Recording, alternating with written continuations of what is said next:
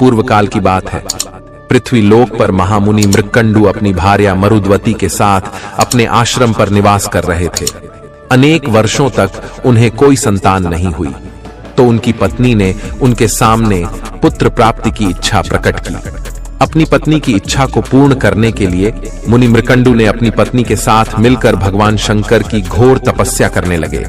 अनेक वर्षों तक तपस्या करने के पश्चात भगवान शंकर उन पर प्रसन्न हुए और उन्हें साक्षात दर्शन देकर कहने लगे, हे मुनिवर, मैं तुम्हारी भक्ति से अत्यंत प्रसन्न हूं, तुम अपनी इच्छा के अनुसार वरदान मांग लो। तब मुनि मृकंडू ने वर मांगते हुए कहा, हे परमेश्वर, आप मेरी तपस्या से प्रसन्न हैं, आपके दर्शन करके मैं धन्य हुआ हूं।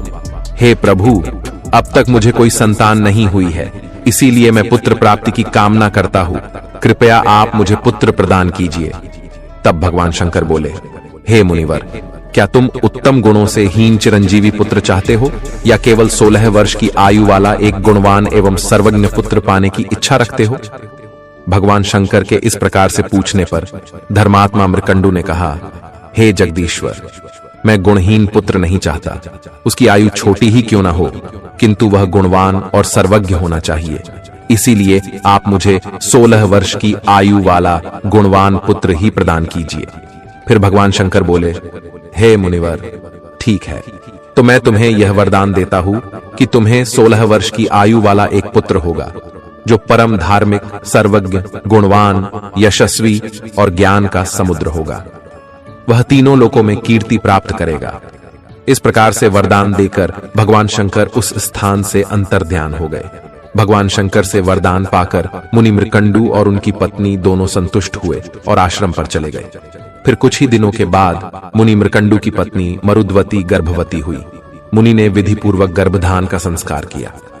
तदनंतर उन्होंने गर्भ के बालक में पुरुषत्व की वृद्धि के लिए एक शुभ दिन विधि के अनुसार अच्छे ढंग से पुंसवन संस्कार किया। जब 8वां मास आया, तब मुनि मृकंडू ने संतान की सुखपूर्वक उत्पत्ति के लिए सीमंतोन्नयन संस्कार किया, ताकि बालक का जन्म होते समय किसी प्रकार का विघ्न उत्पन्न ना हो। फिर बालक के जन्म का समय आने पर मरुद्वती के गर्भ से सूर्य के समान तेजस्वी पुत्र का जन्म हुआ। वह बालक अत्यंत सुंदर तथा तेजवान दिखाई पड़ रहा था। चारों दिशाओं में प्रसन्नता छाने लगी। समस्त देवतागण भी स्वर्ग से उस बालक के जन्म की प्रशंसा करने लगे। फिर बालक की शांति के लिए महर्षि वेदव्यास जी मुनि मृकंडू के आश्रम पर पधारे। साक्षात महामुनि वेदव्यास जी ने उस बालक का जात कर्म संस्कार किया। उसके बाद मुनि मृकंडू ने 11वें दिन बालक का नामकरण संस्कार किया और बालक का नाम मार्कंडेय रखा गया। उस बालक को देखकर नगर के समस्त निवासी आश्चर्यचकित होकर कहने लगते थे, अहो, इस बालक का रूप कितना अद्भुत है, इसके अंदर अद्भुत तेज है, इसके अंगों के लक्षण भी अद्भुत है। ऐसा प्रतीत हो रहा है साक्षात भगवान शंकर ही इस बालक के रूप में प्रकट हुए हैं। फिर मृकंडू मुनि ने 4थे महीने में बालक को घर से बाहर निकाला। 6ठे महीने में उस बालक का अन्न प्राशन कराया। फिर 2.5 वर्ष की आयु में चूड़ा कर्म करके श्रवण नक्षत्र में कर्णवेद किया। फिर मृकंडू मुनि ने बालक के ब्रह्म तेज की वृद्धि के लिए 5 वर्ष की उम्र में उसे यज्ञोपवीत दे दिया और उसे वेद पढ़ाया। फिर मार्कंडेय जी ने अपने गुरुओं से ज्ञान प्राप्त किया और अपनी विलक्षण बुद्धिमता से समस्त गुरुओं को प्रसन्न किया।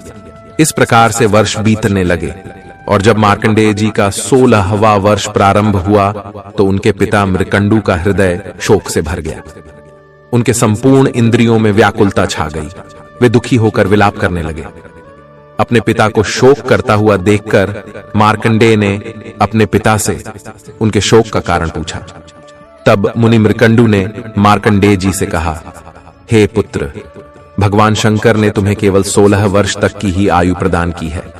अब तुम्हारी 16 वर्ष की आयु की समाप्ति का समय निकट आ चुका है। उसके बाद तुम्हारी मृत्यु हो जाएगी। अपने पिता का यह कथन सुनकर मार्कंडेय ने कहा, हे पिताश्री, आप मेरे लिए कदापि शोक ना कीजिए। मैं ऐसी तपस्या करूंगा जिससे मैं अमर हो जाऊं। महादेव सभी को मनोवांछित फल प्रदान करते हैं। वे मृत्यु को जितने वाले त्रिनेत्रधारी सर्वज्ञ है, वे कालों के भी काल महाकाल है। मैं उन्हीं की आराधना करके अमरत्व को प्राप्त करूंगा। अपने पुत्र की बात सुनकर उसके माता पिता को बड़ा आनंद हुआ। उन्होंने अपने शोक का त्याग किया और कहने लगे, हे पुत्र, तुम अवश्य ही भगवान शंकर की शरण में जाओ। उनसे बढ़कर दूसरा कोई हितैषी नहीं है। जो संसार में किसी के लिए भी संभव नहीं है, भगवान शंकर उसे भी संभव बना सकते हैं। वे काल का भी संहार करने वाले हैं। भगवान शंकर ने ही समुद्र मंथन से प्रकट हुए अग्नि के समान भयंकर हलाहल विष का पान करके तीनों लोकों को बचाया था।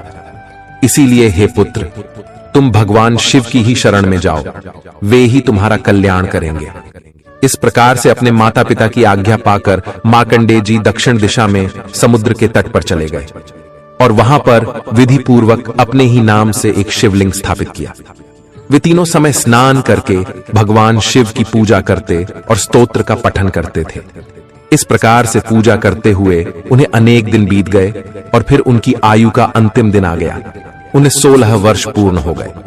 जब मार्कंडेय जी भगवान शिव की पूजा करने में संलग्न हुए तो उसी समय उस स्थान पर उनके प्राण लेने के लिए साक्षात काल वहां पर प्रकट हुआ। काल के नेत्र बड़े बड़े तथा लाल लाल दिखाई दे रहे थे। बड़ी बड़ी दाढ़ों के कारण उसका मुख अत्यंत विकराल और भयंकर दिखाई पड़ रहा था। वह काल काजल के समान काला था और भैंसे पर सवार होकर उस स्थान पर प्रकट हुआ था। काल ने आते ही मार्कंडेय जी से कहा, हे बालक, आज तुम्हारी आयु समाप्त हो चुकी है, इसीलिए अब मैं तुम्हारे प्राण लेने के लिए यहां पर प्रकट हुआ हूं।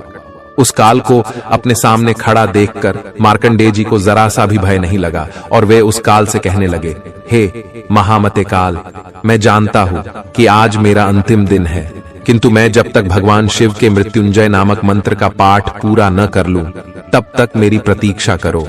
मैं शिव जी की स्तुति के बिना कहीं भी नहीं जाता, भोजन और शयन तक नहीं करता, यही मेरा व्रत है। संसार में मुझे जीवन, स्त्री, राज्य, सुख भी इतने प्रिय नहीं है जितना मुझे शिव जी की स्तुति करना प्रिय है। यह सुनकर काल ने मार्कंडेय जी से हंसते हंसते कहा, हे बालक, तुम्हारी यह बातें सुनकर मुझे बड़ी हंसी आ रही है। लगता है तुमने अपने पूर्वजों की बात नहीं सुनी है। जो मनुष्य जवानी में ही धर्म के कार्य नहीं करता, वह बुढ़ापे में पश्चाताप करता है। 1 वर्ष के 8 महीने में धर्म के कार्य करने चाहिए ताकि बचे हुए 4 महीने सुख से बीते। मनुष्य को दिन में ही काम पूरा कर लेना चाहिए ताकि रात में उसे सुख से नींद आए। जीवन भर ऐसा कार्य करना चाहिए जिससे मरने के बाद सुख प्राप्त हो। जो काम कल करना चाहिए उसे आज ही करने में भलाई है। जब मृत्यु निकट आती है तो काल यह नहीं देखता कि उस प्राणी का काम पूरा हुआ है या नहीं। काल बिना विलंब किए ही प्राणी को ग्रहण कर लेता है। मूर्ख मनुष्य मृत्यु को सामने खड़ा हुआ देखकर भगवान को याद करने लगते हैं और पश्चाताप करने लगते हैं। हे बालक, ध्यान से सुनो, जिसकी मृत्यु नहीं आई है उसे सैकड़ों बाण भी लग जाए तो भी वह नहीं मरता, किंतु जिसकी मौत आती है वह घास का तिनका चुभने पर भी मर जाता है। मैंने इस पृथ्वीलोक पर निवास करने वाले सैकड़ों चक्रवर्ती राजाओं और तपस्वियों को भी अपना ग्रास बनाया है, इसीलिए तुम अब कुछ भी उपाय करके मुझसे बच नहीं सकते। मृत्यु से कोई चूक नहीं सकता, इसीलिए अब तुम व्यर्थ प्रयास करना छोड़कर मेरे साथ चलो। काल के ऐसे वचन सुनकर मार्कंडेय जी ने कहा, हे काल, तुम भी ध्यान से सुनो। जो भी भगवान शिव की स्तुति में लगे रहने वाले मनुष्य के कार्य में विघ्न डालता है वे शीघ्र ही नष्ट हो जाते हैं। इसीलिए मैं तुम्हें रोक रहा हूं, तुम मुझे भगवान शिव की स्तुति करने से ना रोको। जिस प्रकार से सिपाहियों पर राजा शासन करता है, उसी प्रकार से शिव जी के भक्तों पर केवल उनका ही शासन चलता है, कोई उन्हें आदेश नहीं दे सकता। भगवान शिव के सेवक पर्वतों को भी विदीर्ण कर डालते हैं, समुद्रों को भी पी जाते हैं तथा पृथ्वी और अंतरिक्ष को भी हिला डालने में समर्थ होते हैं। इतना ही नहीं, वे ब्रह्मा और इंद्र को भी तिनके के समान समझते हैं। शिव जी के सेवकों के लिए कोई भी कार्य असंभव नहीं है। भगवान शिव के भक्तों पर मृत्यु, ब्रह्मा, यमराज, यमदूत तथा अन्य कोई भी देवता अपना प्रभुत्व स्थापित नहीं कर सकते। हे काल, क्या तुमने महान ऋषि मुनियों के वचन नहीं सुने हैं कि शिव जी के भक्तों पर कहीं पर भी आपत्ति नहीं आ सकती। सूर्य, ब्रह्मा, इंद्र आदि संपूर्ण देवता भी यदि शिव के भक्तों के विरुद्ध हो जाए तो वे उनका बाल भी बांका नहीं कर सकते। मार्कंडेय जी के इस प्रकार के वचन सुनकर काल को बड़ा क्रोध आ गया और वे आंखें फाड़ फाड़ कर उसकी ओर देखने लगे, मानो वे तीनों लोकों को निगल जाएंगे। क्रोध में आकर काल ने मार्कंडेय जी से कहा, अरे दुर्बुद्धि बालक, तू किसे चुनौती दे रहा है? गंगा नदी में जितने बालू के कण नहीं हैं, उतने ब्राह्मणों का मैंने संहार कर डाला है। मैं अभी तुम्हें मेरा बल और पराक्रम दिखाता हूँ। अभी तुम्हारे प्राणों को शरीर से अलग कर देता हूँ।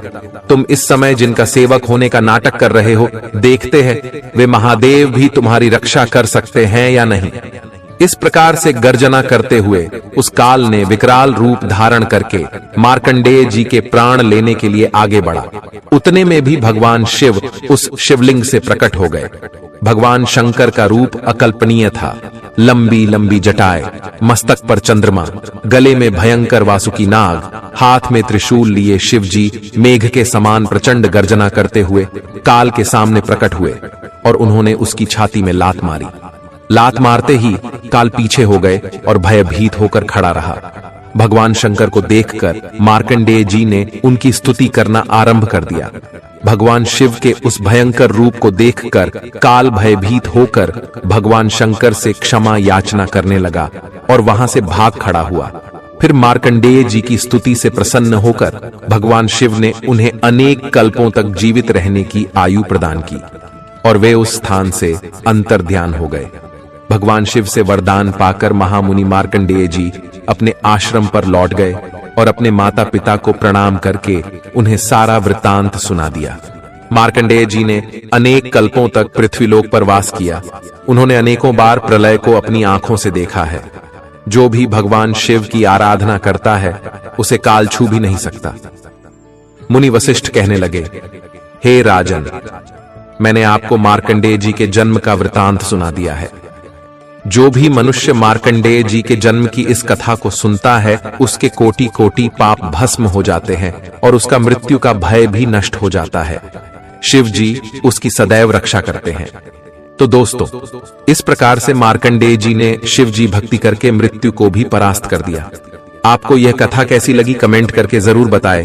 जानकारी अच्छी लगी तो वीडियो को लाइक जरूर करें। कमेंट में हर हर महादेव जरूर लिखें। साथ ही चैनल को सब्सक्राइब करें। आप सभी का धन्यवाद।